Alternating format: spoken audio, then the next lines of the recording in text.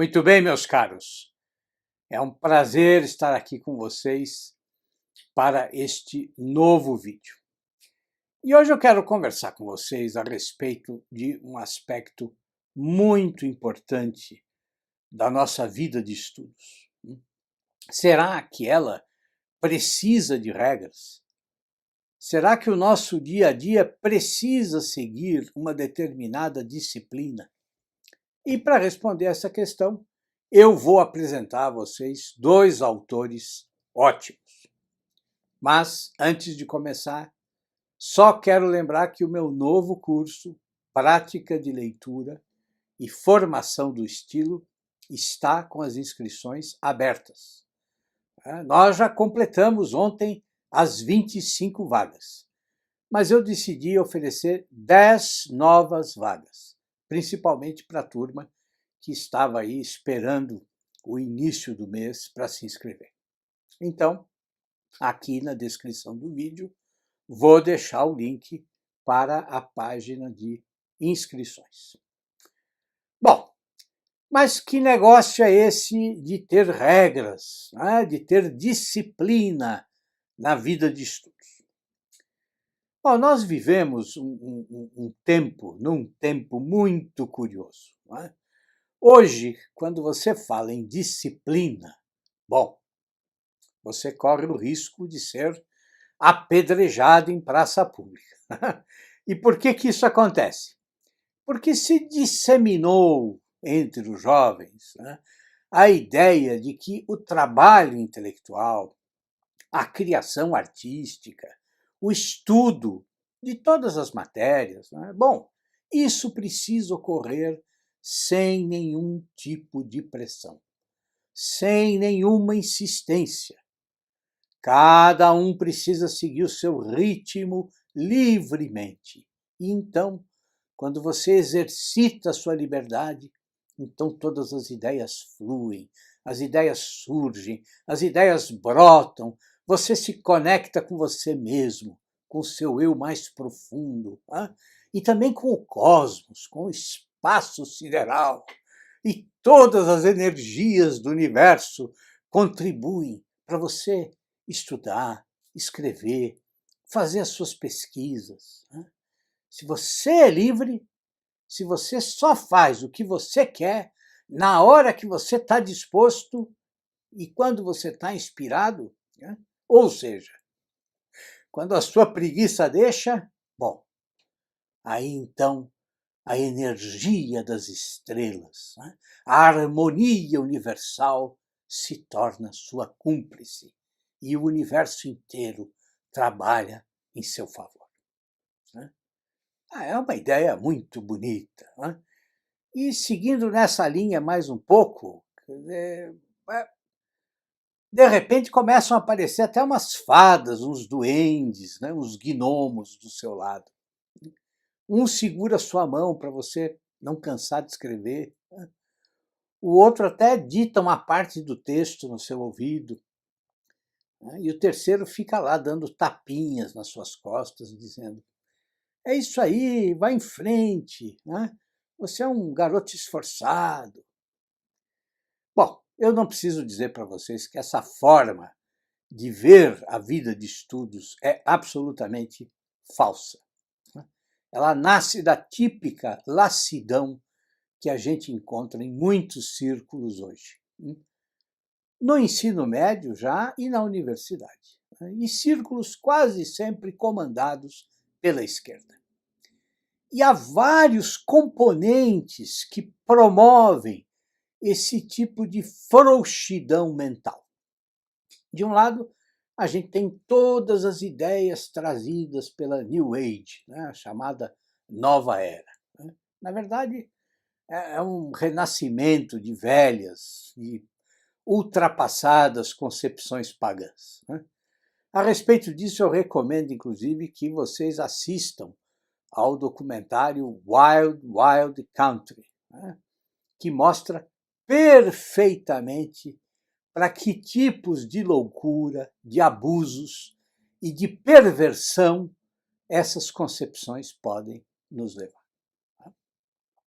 Bom, de outro lado, o que a gente tem? Bom, a gente tem o amplo consumo de drogas, né? Drogas de todos os tipos. Quem está no colégio ou na faculdade vê todos os dias as consequências desse problema. E é claro que substâncias feitas para liberar você por algum tempo, né, do chamado peso da realidade, bom, é claro que substâncias assim só reforçam esses comportamentos de que eu falei. E nós temos também, é claro, né, a disseminação das ideias esquerdistas. Para a esquerda, qualquer tipo de ética ou de moral, né, é uma invenção burguesa que precisa ser superada, né, ou melhor, né, que precisa ser destruída. O esquerdista ele precisa pensar assim, senão ele não consegue destruir a ordem social. Ele não pode ter de seguir regras, porque senão ele não tem tempo para realizar a revolução. Né? Então o trabalho da esquerda é destruir qualquer preceito que oriente a ação do homem para a vida em harmonia com os seus semelhantes. Que leve o homem a vencer os seus instintos, que leve o homem a se aperfeiçoar. Né? Não, a esquerda defende o caos. Né? E ela depende da confusão e da balbúrdia para ir solapando, para ir enfraquecendo a vida social. É claro que, quando esses três elementos se reúnem, se congregam, né, drogas, misticismos da nova era e o esquerdismo, bom, é claro que você falar em disciplina pessoal, né, em ter regras para o estudo, para o aprimoramento da sua inteligência, é claro que essas preocupações passam a ser tratadas como uma tremenda idiotice, né, como uma tremenda baboseira. Mas o nosso papel, doa a quem doer, é ir na contramão desses movimentos que defendem a inconsciência, que querem que os jovens permaneçam num constante aí estado de torpor, né, em que não é mais possível lucidez, discernimento, senso crítico. É por esse motivo que eu quero apresentar para vocês dois livros preciosos, tá?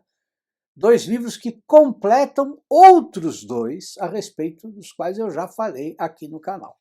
Tá? São estes dois aqui.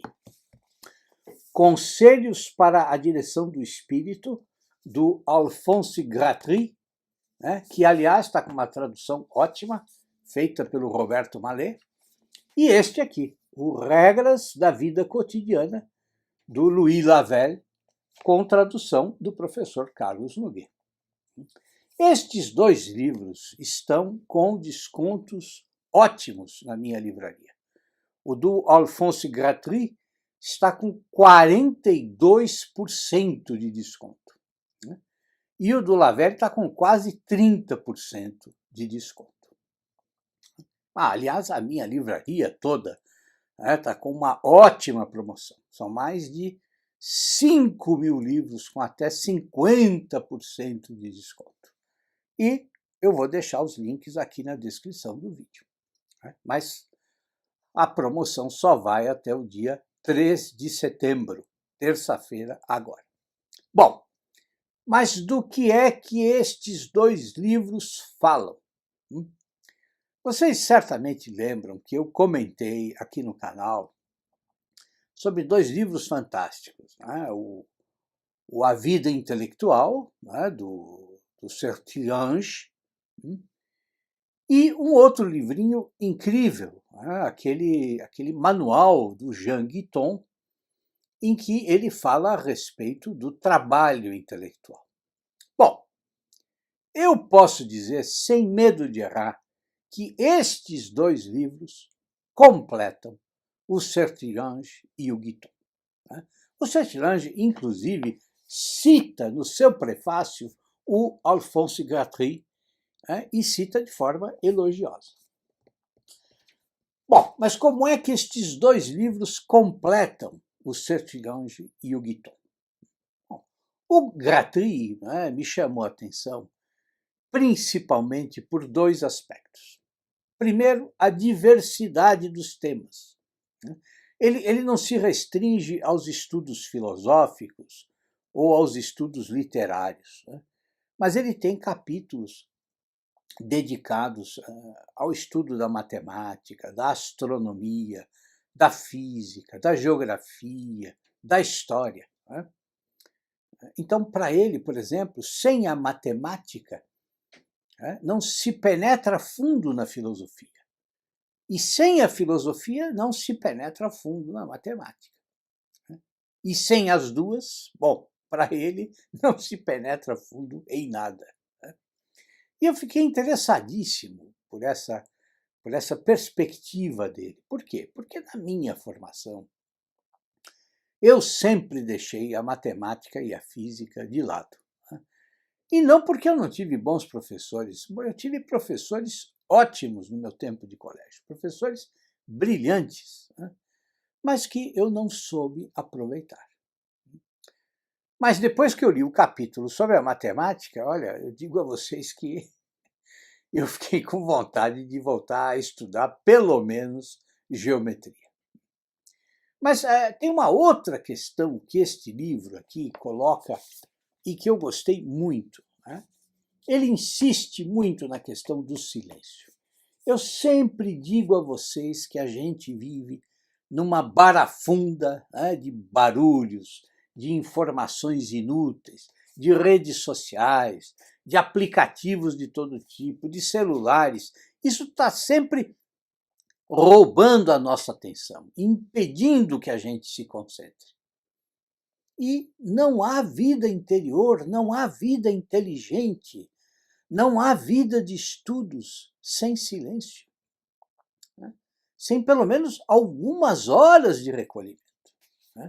E esse livrinho tem um trecho formidável, em que o autor chama a imprensa, a mídia, de a perturbadora de todo o silêncio, a profanadora de todas as solidões, a retalhadora cotidiana.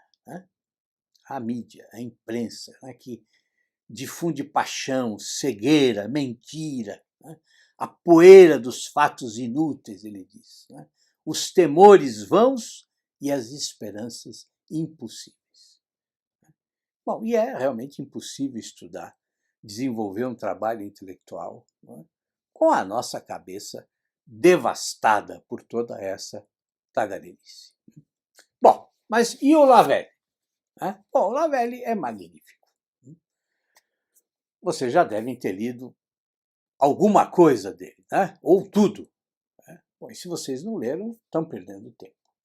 O Lavelle tem uma forma cristalina de expor o seu pensamento. E tem ideias que ficam para sempre dentro de nós. Por exemplo, ele diz num outro livro que a escrita sempre pressupõe uma longa conversa consigo mesmo. Mas é uma conversa interior que aspira, que deseja se tornar uma longa conversa com todos os homens. Bom, isso é perfeito. É perfeito. Eu nunca me esqueço disso. E este livro, bom, ele tem um capítulo de que eu gostei muito. O capítulo 6, que se chama Ser inteiro no que se faz. É uma coisa que eu sempre digo para os meus alunos, que nós precisamos nos colocar inteiros em cada coisa que a gente faz. Colocar-se inteiro, estar completamente presente, colocar todo o nosso ser em cada tarefa. Não é fácil, principalmente nos dias de hoje, em que é o que eu falei, a nossa atenção é requisitada, é atrapalhada por uma infinidade de meios diferentes. Mas nós precisamos empregar toda a nossa determinação para descobrir essa forma de alegria, né? Esse prazer que só a dedicação completa oferece. Mesmo as pequenas tarefas, para serem concluídas com perfeição, elas precisam que a gente esteja integralmente nelas. Isso não é só uma questão de administrar bem aí o dia a dia. Não se trata só disso, né? Como o Lavelle diz, se trata de assumir a responsabilidade em todos os trabalhos que nós devemos cumprir. Agindo assim, tudo vai ser importante para nós, né? Não só os nossos pensamentos, mas as nossas ações, as nossas relações com nós mesmos e com os outros homens. E essa atitude, né, de encarar tudo como algo importante, ela nos ajuda a construir a nossa disciplina. Como diz o Lavelle, nós não podemos passar um dia, né, sem se dedicar a um trabalho que nós estabelecemos para nós mesmos, né? Um trabalho que vai constituir, que vai formar a obra da nossa vida. É isso, meus caros. Eu espero que estes livros ajudem vocês na vida de estudos. Até o nosso próximo encontro, um bom final de semana e tudo de bom para vocês.